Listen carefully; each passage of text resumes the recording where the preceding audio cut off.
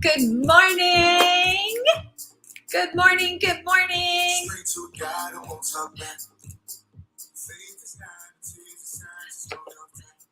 Good morning. Good morning.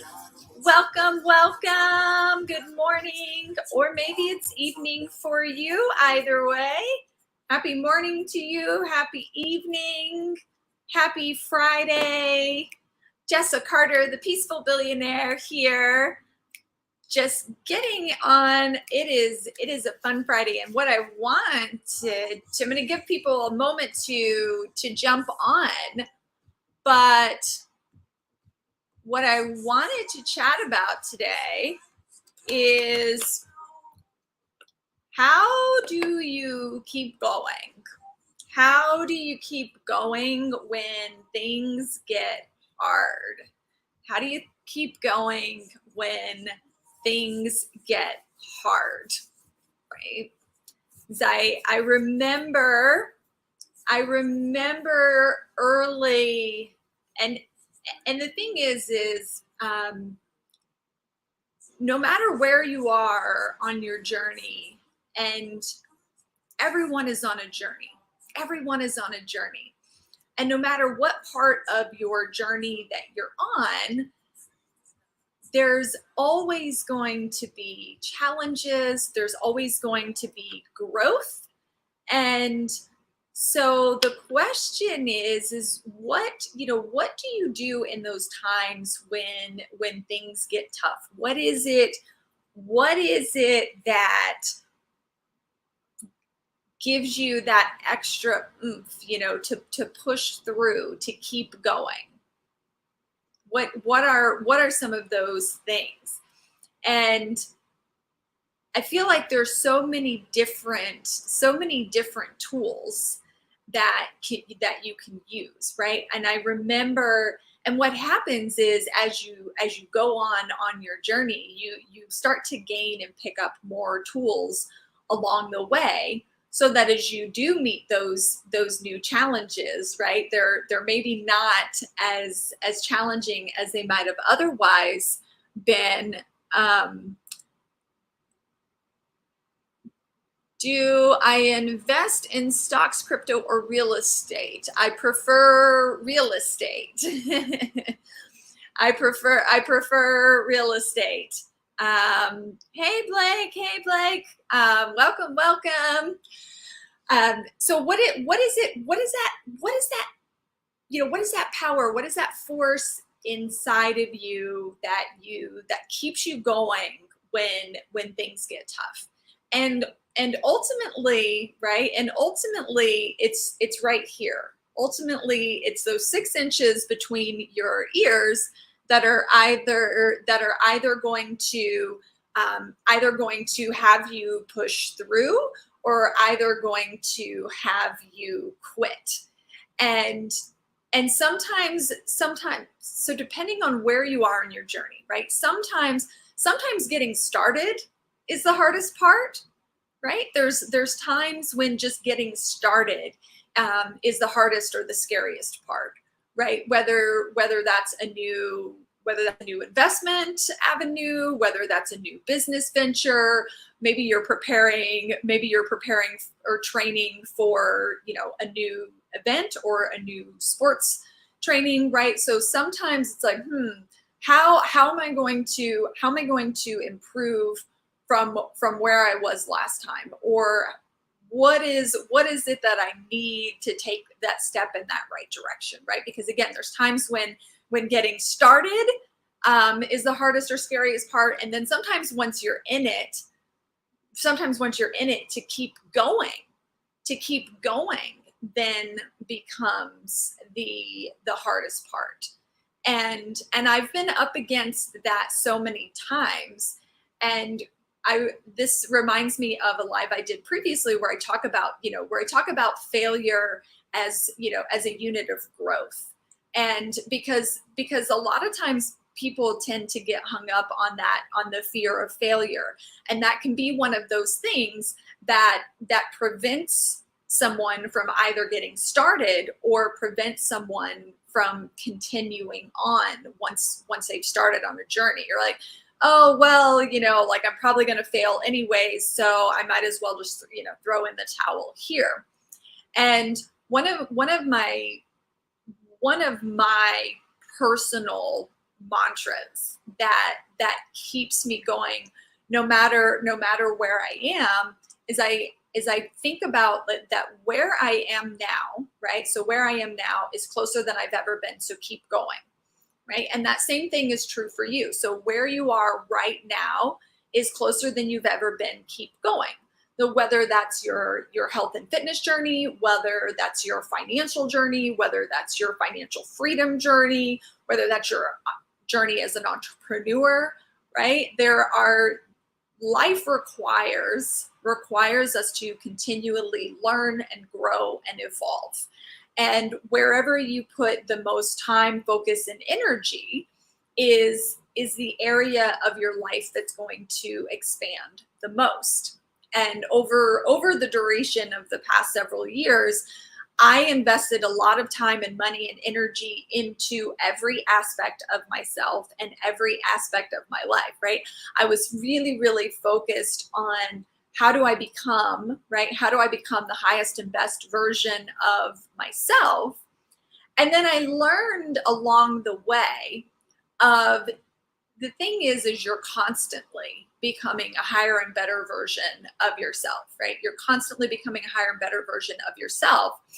And what's really powerful and really helpful is to have a clear vision of what that next level of yourself is, what that person, what that Blake 2.0 is, what that Jessa 2.0 is, like who is that 2.0 version of you, and focus on the thing, being that person now, right? Being that person now. I feel like I got kind of caught up in almost in a little bit of in a loop or a trap or a rabbit hole at one point, because I was so focused on becoming a better version of myself that I was so focused on becoming that person that was somewhere off in the future that I didn't recognize who I had actually become in the process. And what I realized is that if you have this dream, these dreams, these goals, these visions, these desires for yourself, and even though they might feel really, really big, the thing is that you have those dreams, goals, and desires right now because they're meant for you and because you're already equipped with everything that you need in order to attain that dream, goal, or desire, right? You are already equipped with it. Otherwise, you wouldn't have it. Now, that doesn't mean there's not some time or effort or dedication that goes into really mastering it, right? But you are already equipped with what you need to go down that path to attain that goal, dream, goal, or desire, whatever it might be. And there's always that opportunity for improvement. But what keeps me going when things get really hard or I get really frustrated, because there are moments. I think there's moments for every entrepreneur, for every leader, for every individual person on your journey. There's moments where you're like, why am I even doing this? Like, you throw in the towel. And that's where having purpose and passion and that burning desire will like deep down, that thing will kind of keep pushing. Even when your mind wants to give up, when you have that burning desire, that flame, that little ember inside of you, it says, you know what, brain, you can think about throwing in the towel, but we're not actually going to let that happen. And one of my favorite stories from Think and Grow Rich, which I thought they did such a good job in the movie. I don't know if you've read the book Think and Grow Rich by Napoleon Hill. That is certainly one of the Bibles when it comes to personal, professional development in the space. And so the question comes sometimes, right? Can you really think and grow rich? And I do in fact believe that you can. I do in fact believe that you can. It takes time to invest in yourself. It takes time to decide what that avenue is going to be for you. You know, how am I going to get rich, right? Am I going to start a business? Am I just going to start where I'm at and put away a certain amount of my money and build a financial freedom account so that I have money to invest, right? So there are multiple ways to reach your goals, right? And so, but it goes beyond just knowledge. It goes beyond just knowledge being power, right? Because knowledge itself is not power. Applied knowledge is power. But when it comes to money, it's oftentimes this right here that will really slow you down or keep you stuck, right? Your belief systems around money, around rich people, around wealth, around what that means, because you've heard a lot of those sayings coming that, you know, growing up, right? Money doesn't grow on trees. Money is the root of all evil. And the thing is when what happens, because those sayings are so common and they're so simple, they're commonplace. You've heard them numerous times. You might have even said them numerous times. So when you repeat things like that numerous times, your subconscious mind starts to take that on and store that as a deeply seated belief for that. So some of those things you heard growing up, especially if you heard them over and over and over again, are part of your underlying financial blueprint and underlying money operating system. And most people's money operating system and most people's money blueprint, right, are not actually supportive of wealth. And it's because of all of those external influences.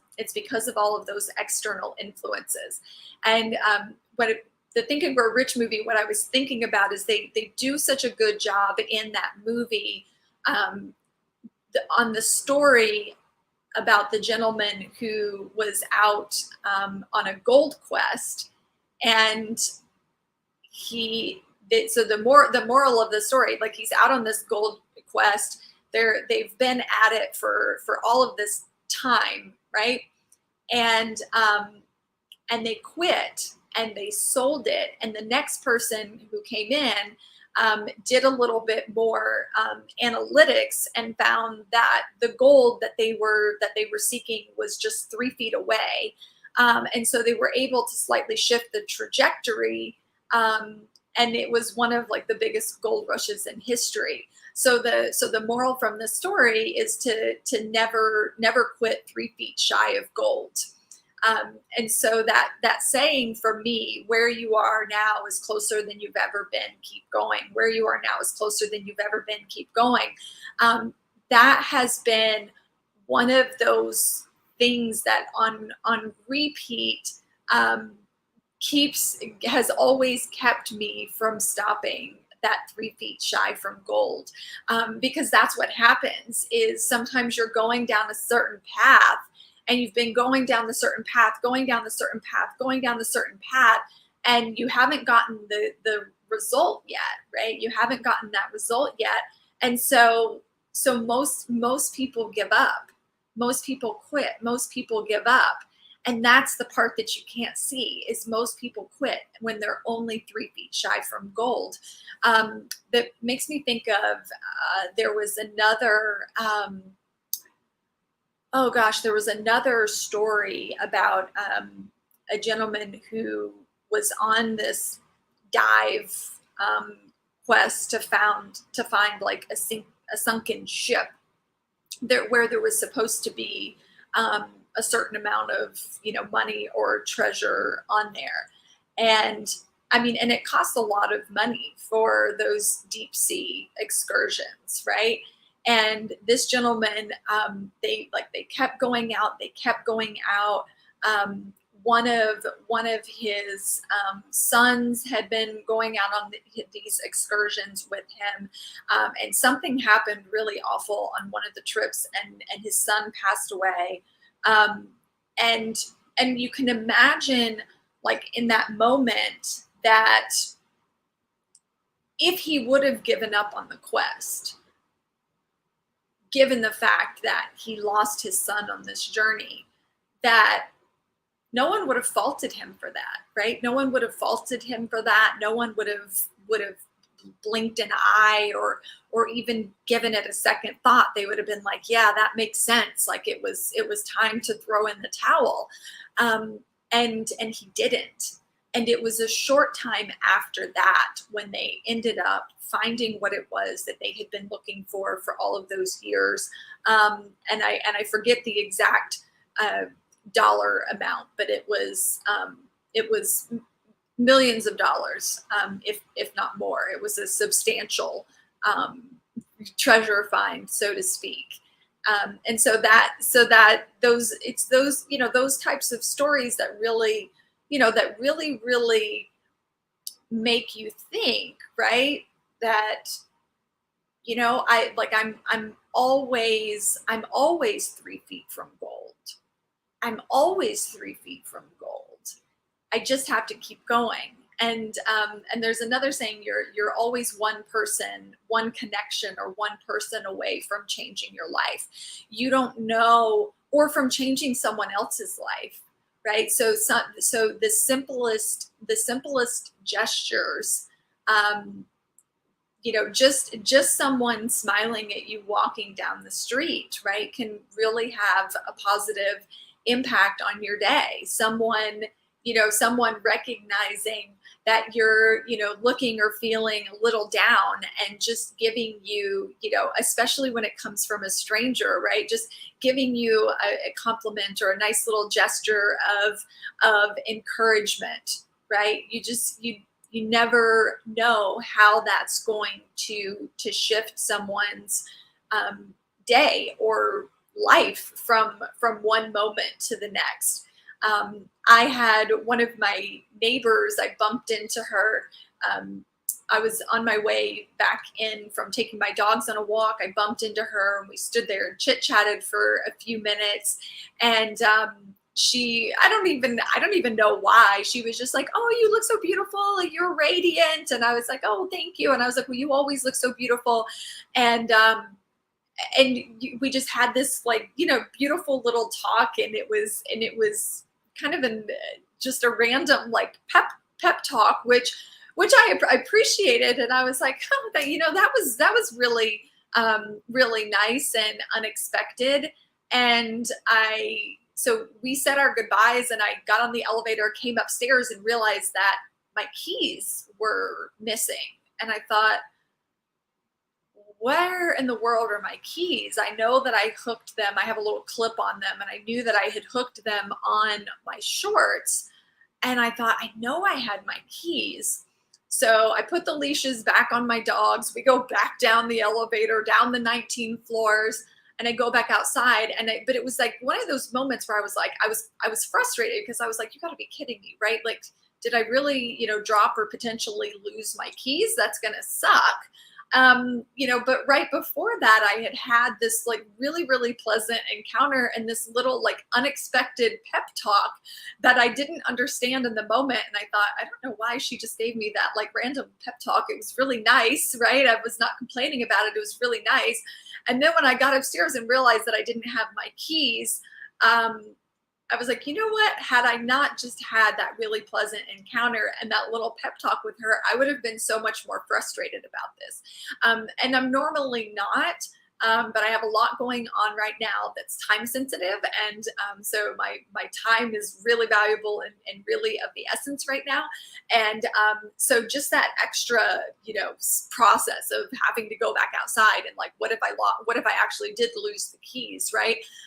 So there was, like, that moment of frustration, but I'm like, you know what, Jessa, like, you just had this beautiful experience with her. Stay in that energy, go back outside, retrace your step. You're going to find the keys, right? You're going to find the keys. So there was no, I didn't allow any space in my mind for something other than just simply going back out, retracing my steps and finding my keys. That's it. That was, like, the only possible outcome that I allowed myself to think. And sure enough, even though it was getting dark, I didn't have my phone, I didn't have a flashlight. I went back out, retraced my steps, and one of which was like walking through like a big grass field. And I thought, what are the chances of me, if I did drop them here in the grass, what are the chances of me actually retracing my exact path close enough that I find them? And I wish I had them close enough, but these keys are tiny. It's like literally one of those soft chain silver rings with a flat key fob on it and like a tiny little flat like leather thing. So we're not talking some big wad of keys that would be noticeable in a field of grass whatsoever. And I just like was like, all right, I'm just intuitively going to trace my path across this field as closely as I can. And as I was walking, I looked down, and sure enough, like there were my keys. And I had a similar thing. And this is just really to kind of reemphasize, how powerful your mind is. And I always speak about the mind being a $27 billion asset with 27 billion kilowatts of power. And where are you directing that $27 billion value? Where are you directing those 27 billion kilowatts of power, right? Are you directing them? Are you allowing that power to be directed towards the possibility or the outcome that you don't want? Or are you harnessing and directing that power towards the outcome or the desire that you choose to have, right? And so I had a similar thing happen at the airport in California earlier this year, where I got over to it was the LA airport, which is a big airport, and I had gone from like getting off the plane, the terminal, all the way over to the other side of the airport where you pick up a rental car. And there was a smoothie place outside, and I was like, oh, yes, right, sustenance. I need a snack. I need some food. And so I walk up to the counter and I order something, and I look down, and like my wallet isn't there. And I was like,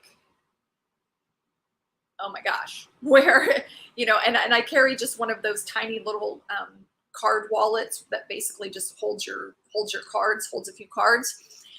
And I thought, oh my gosh, where is it? And so I took a step back for a moment, and there was kind of this moment of panic, because I was like, oh my gosh, like I just got to LA. What am I going to do without my cards? Like, I need to rent a car, which I'm not going to be able to do without a card. I need to be able to check in the hotel, which I'm not going to be able to do without a card, or my license for that matter, right? So I was like, oh gosh, like you got to be kidding me. And I was like, okay, Jessa, part of my mind wanted to go down like the rabbit hole of like, you're screwed.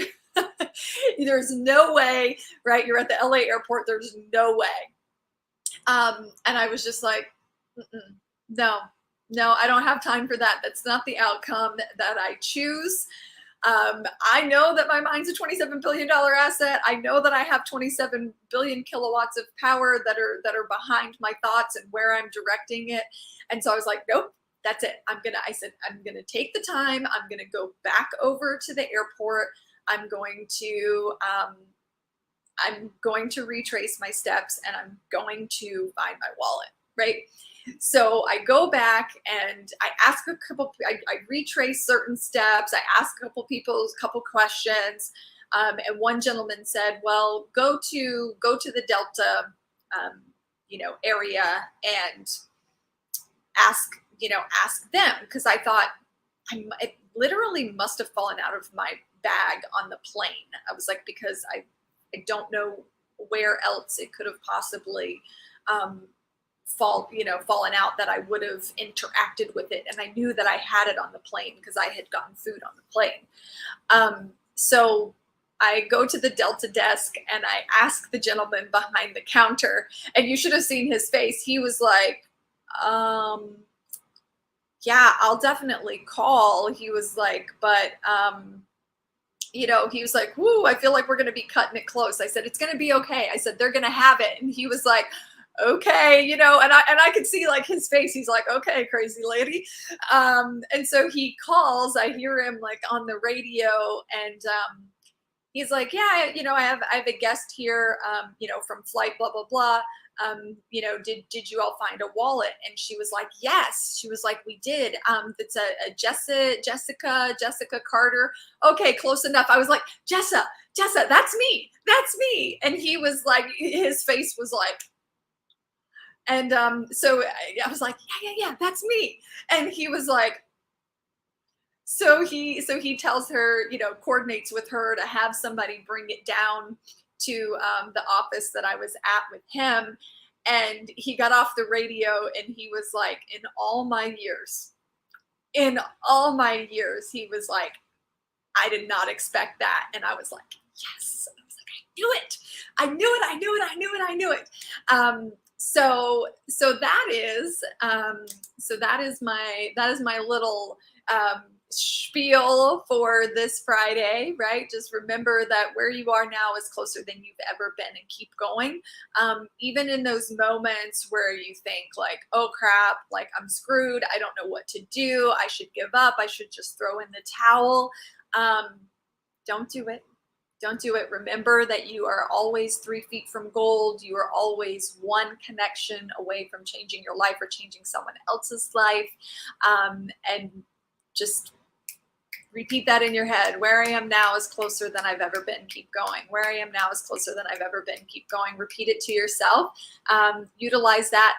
Before I go, does anyone have any wins? Do you have any wins? Anything you'd like to celebrate this week? I do like to take a moment on my Friday lives. I go live for 30 minutes. I normally live from 11:30 to 12, but I had a meeting before this, so I got on like 10 minutes late. So I'm gonna be wrapping up here. But who has some wins you'd like to share and celebrate? I like to celebrate wins on Fridays. You can put it in the comments. And the reason that I do this is because what gets celebrated gets replicated. And there's something called co-postulating, where you can support someone else on their journey, right? By you thinking in alignment with the things that someone else wants, you can support someone else in attaining what it is that they choose to have, and vice versa. Someone can support you. So if you have a goal, something you're working on that you would like us to celebrate with you to get you to your goal faster, or you have something that you've completed this week that you'd like to celebrate, drop it in the chats, in the comments. Let's see, what's one for me? Anybody want to share one in the comments? What's one for me? One for me is I've been working with my mentor on a new presentation. I met with her last Friday, and what I had put together, it wasn't bad, but it wasn't like the direction that things needed to go. So I basically had to start all over. And I dove into doing some additional training to learn how to like better use this specific framework. And I redid it, and I met with her again this week, and she was like, I love it. She was like, yes, she was like, it needs some tweaks, and we'll need to like, thin it out a little bit. She was like, but yes, she was like this. She said, I'm excited. This is going to be so good. And I was like, whew. Okay, thank goodness. So I am celebrating being closer to that, because it's a new presentation that I'm going to be giving on stage coming up. I'm speaking at Ultimate Wealth Camp. Actually, so Crowning Glory, if you're interested in, in learning more, either from me or about all of those other topics that you mentioned in the chat, Ultimate Wealth Camp is the room to be in. It's called Ultimate Wealth Camp. It's hosted by the extraordinary Bill Walsh. This event is in Chicago, and if you would like to get a ticket, because I'm a speaker at the event, there are some complimentary tickets available. This is normally a paid event, but there are some complimentary tickets available. If you text the letters UWC, for short for Ultimate Wealth Camp. If you text the letters UWC to 26786, 26786, then you can get a complimentary ticket. Again, there's people speaking from the stage talking about all different types of wealth opportunities, right? Mine is primarily mastering the inner game of money, because if you don't master your inner world, your inner game of money, the outer world of money is always going to be more challenging and more stressful. And I'm always about working smarter and not harder, and directing and, really, really harnessing that power and value, that $27 billion value, those 27 billion kilowatts of power that you have available to you in your mind, harnessing that and directing that towards the financial destiny of your choosing. And that is in fact possible for each and every single one of you. So that is all that I have for today. No one had any wins they wanted to share or celebrate. Everyone's being shy today. That's okay. You can catch me if you would like to catch any of the replays of my other lives. I'm always dropping incredible wisdom and diamonds and pearls throughout the week, Monday through Thursday. So you can catch those replays. You can catch me live next week, or you can catch replays on my YouTube channel at The Peaceful Billionaire. You can also catch the Mission to Billions vlog on my YouTube channel. That is my daily vlog entry behind the scenes of what is required and what's going on, what's required both internally and externally for myself to achieve unprecedented next level wealth and success. And there's always something going on behind the scenes, and there are those moments of stress, but they're less, right? They're less than they would be otherwise, because I've trained my mind to be in performance and to not operate from that place of stress. I spent the first 6 years of my former career in neurosurgery working 60 to 80 hours a week, beyond stressed. And that was one of the things that I promised myself, was that I was going to build a really successful business and lifestyle that I loved, without that stress and overwhelm. And so while there are moments of stress as an entrepreneur, I don't allow that to be my normal environment. Again, there's moments. Those are not hours of stress and overwhelm. Those are moments, which allows me to get from point A to point B faster. Because the stress, the overwhelm, people have come to expect that as a normal part of life, and it really is not something that has to be part of life. It is actually possible to live and succeed without stress and without overwhelm. That said, I am going to go. I actually have to prepare, because I have a client in just a few minutes. I need to prepare before I get on to be with her. So I will see you all next week. I am live every Friday morning at 11:30, and like I said, random times throughout the week, Monday through Thursday, usually in the evenings, or you can always catch replays on YouTube at The Peaceful Billionaire, or catch my blog there. So I wish you a very peaceful and prosperous weekend. Until next time, live boldly, love deeply, laugh often, and be rich always and always. I will see you next time. Bye for now.